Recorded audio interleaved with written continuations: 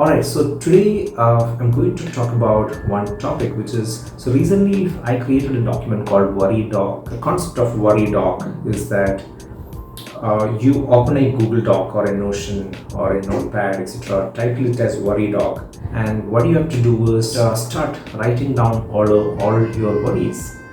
Just let it flow. Let us see how much of worries you are able to come up with.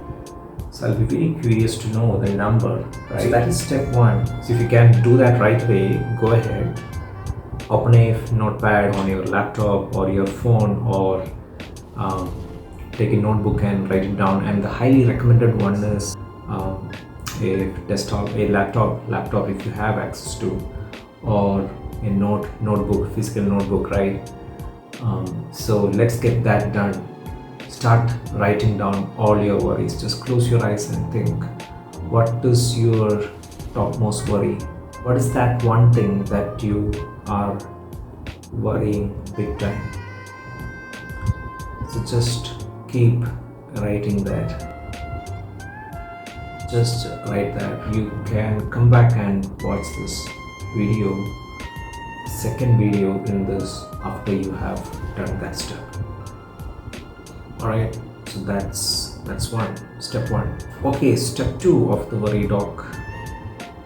So I hope by this time you would have spent something like 15, 20, 30 minutes to jot down all your worries. Try to categorize it. Write down what are these categories all about. So can you categorize them as 3 or 4 or 5?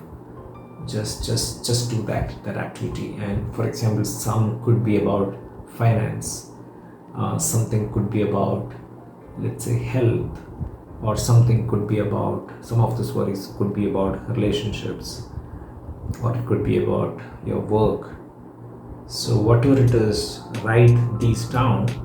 Once it is done, let's come back and watch the next video. Worry Doc.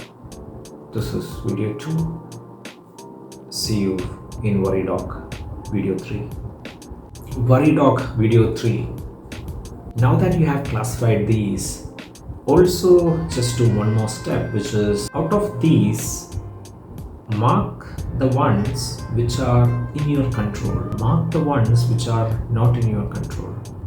So do a highlighting of green if these worries are in your control, and red if they are not in your control. Let's do that. This is video 3 of the Worry Doc. We'll see you in next video. Worry Doc video 4. Now that you have marked all this, the green ones which are the worries which are in your control, and red ones, the things that you're worrying about which are not in your control. So at this point, let's take a quick pause and see all those things which are not in your control. What's the point in worrying? So I think you should actually delete those, like forget about those worries, because they are not in your control. There's no point in worrying, right? So if you already have a worry list of, let's say, x plus y, you just deleted that entire y, because there is no point worrying about it, because it's not in your control. If they are not in your control, what's the point in worrying? Because you can't do anything about it. It's just it will only add more worry, more stress to you. So just ignore them. If you have trouble, if you have challenges, you can't ignore it. My email is given in the link, so just reach out to me in email and we'll figure a way to find a fix for that, so that you are no more worrying about things that you don't have control of. So that is video number 4 or 5 on the things that you are in your control of which you can worry. Let's discuss that in the next video, in Worry Doc video number 6. Worry Doc video number 6. So now you are left with only the X worries, which are the worries that you can control, alright, which you have classified into the categories. You have, X number of worries. Let's do this activity. Just arrange them in the order of the most important, or the most troubling worry, right? In the descending order, like the most important, the topmost one which worries you, the biggest worry, that on the top, and the least worry on the bottom, right? Let's do that activity. This is video number 6 of the worry dog. Once it is done, visit video number 7 of the worry dog. Video number 7 of the worry dog, you have arranged them in the order of the topmost priority to the least priority worry. Now let's look at the number 1 worry, right? What is it that you can do to fix it? How important it is. So we have this matrix, right, which is importance on the y-axis, and on the x-axis you have the urgency. So you get all these combinations. Very urgent and very important, that's gets the highest priority, and the least urgent and the least important, that gets the lowest priority. Try to put each of your worries on this matrix. Let's do one thing. Take another document or another paper. You have this urgent, important matrix. Just put down all your worries in the particular quadrants where it belongs to: urgent, important, or is it urgent, not important? Is it an important but not urgent, or is it not important, not urgent? So if it's urgent and important, let's focus on them first. And out of your X number of worries, how many of them fall into urgent, important? See, what's the point in worrying, right? Unless and until you're solving to fix it. What I believe is you have to be, whenever it is problems, right, you have to be tackling one thing at a time. Unless it's like, again, very important, but if it's not urgent, anyway, you don't have to do that right away. But there are certain things which are not like very critically important, but at the same time they are important, and they can also come under the urgent category. And so it's not like very easy to see that you just focus only on the urgent items, because urgent items could also be of short-term importance, but there are certain things that could be of long-term importance which falls under the not urgent category. But you are smart enough to figure out what are those 3 worries that you should be working on right away, or what are those 5 worries, right? You cannot be working on 10 worries.